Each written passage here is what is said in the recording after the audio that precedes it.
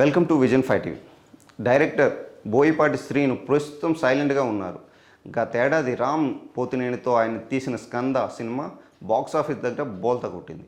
భారీ అంచనాల మధ్య రిలీజ్ అయిన ఈ చిత్రం ఆడియన్స్ను ఆకట్టుకోలేకపోయింది. దీంతో ఆ తదుపరి చిత్రంపై ఇప్పటి వరకు ఎలాంటి ప్రకటన రాలేదు. అయితే రీసెంట్గా జరిగిన ఈవెంట్లో తన తదుపరి ప్రాజెక్ట్ గురించి బోయపాటి వెల్లడించారు.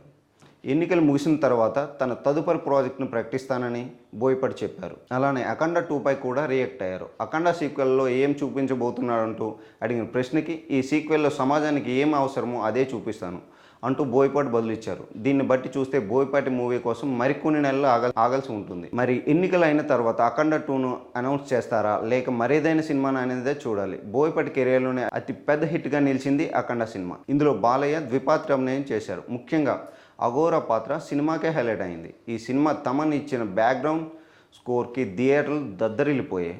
ఇందులో ప్రజ్ఞా జహ్వాల్ హీరోయిన్గా యాక్ట్ చేసింది. మరి బన్నీతో నిజానికి స్కంద సినిమా కంటే ముందే అల్లు అర్జున్తో బోయపాటి ఓ సినిమా చేయాల్సి ఉంది. వీరి కాంబోలో గతంలో వచ్చిన సరైనోడు సినిమా సూపర్ హిట్ అయింది. దీంతో మరోసారి బోయపాటితో సినిమాకి బన్నీ సై అన్నాడు.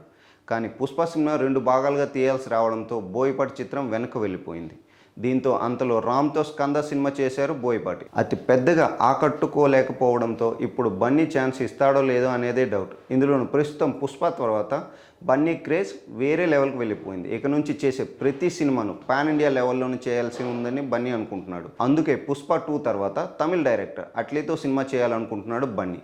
ఎందుకంటే బాలీవుడ్ స్టార్ షారుఖ్ ఖాన్తో జవాన్ సినిమా తీసి జవాన్ ఇండియా లెవెల్లో బాక్సాఫీస్ చెక్ చేశాడు అట్లీ. అలాంటి డైరెక్టర్తో సినిమా చేస్తే పుష్ప 2 తర్వాత మరో పాన్ ఇండియా మూవీ అవుతుందని అల్లు అర్జున్ భావిస్తున్నాడు.